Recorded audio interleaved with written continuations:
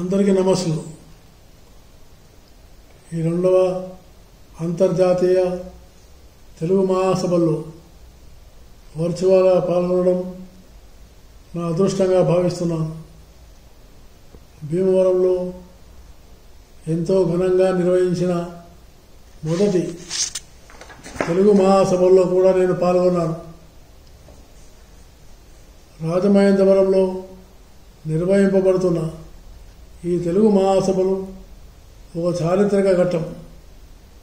Doctor గజల్ శ్రీనివాస్ గారి అధ్యక్షతన ఆంధ్ర సారస్వత పరిషత్ ప్రతి 2 నెలలకు నిర్వహించే ఈ మహాసభలకు చైతన్య విద్యా సంస్థల అధినేత శ్రీ చైతన్యరాజు గారు ఆతిథ్యం ఇవ్వడం అభినందనీయం. తమిళ కవి శ్రీ సుబ్రహ్మణ్య భారతియార్ సుందర తెలుగు అని మన భాషను కీర్తించారు. దేశ భాషలందు తెలుగు లెస్స అని శ్రీ కృష్ణదేవరాయలు అభివర్ణించారు. ఇటాలియన్ ఆఫ్ ది ఈస్ట్ అని తెలుగు భాషకు ఉన్న గొప్ప పేరు. ప్రాచీన భాష హోదా కలిగిన మన భాష అజంత భాష, అత్యంత మధురమైన భాష. ఏ భాషలో లేని అవధాన ప్రక్రియ తెలుగు భాషలో ఉండడం విశేషం. వాగ్గేయ కళాకారులు త్యాగయ్య, అన్నమయ్య, రామదాసుల కీర్తనలు, శ్రీనాథుడు, పోతన మొదలగు వారి విశేష కృషి, శ్రీశ్రీ, సినారే, తిలక్, ఆరుద్ర, ఆత్రేయ, వేటూరి, పింగళి, త్రిపుణేని వంటి గొప్ప కవుల సాహిత్యం మన భాషను సుసంపన్నం చేసింది.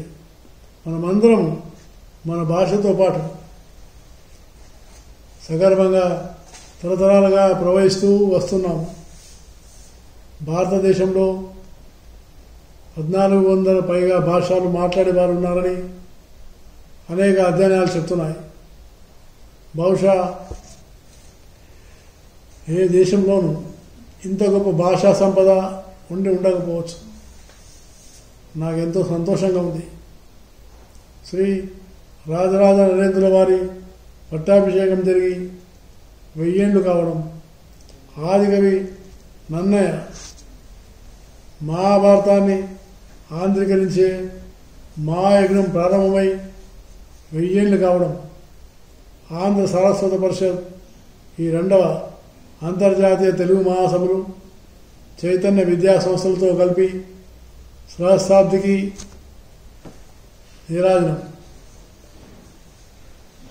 నీరాజనంగా నిర్వహించడం తెలుగు వారందరికీ గర్వకారణం.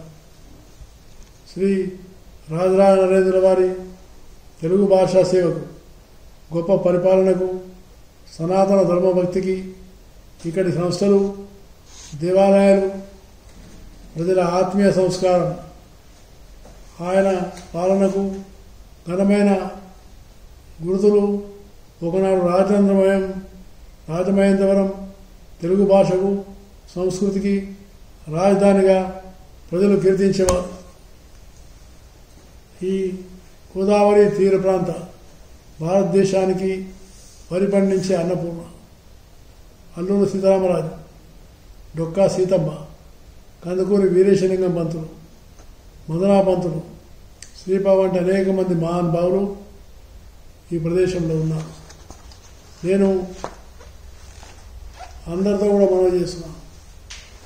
మన భాష, మన వేషము, మన సంస్కృతి, మన సంప్రదాయాన్ని పరిరక్షించుకోవడం మన తెలుగు వారందరి కర్తవ్యం. అంతేకాకుండా తెలుగు భాషను ప్రత్యేకించి ప్రధానమంత్రి నరేంద్ర మోడీ గారు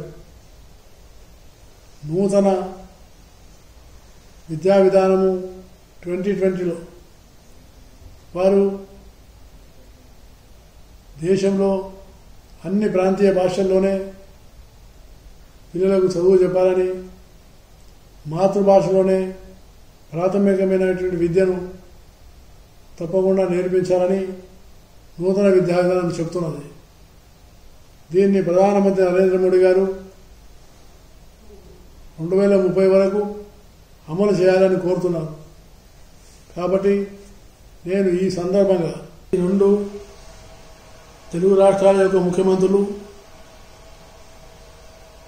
తప్పకుండా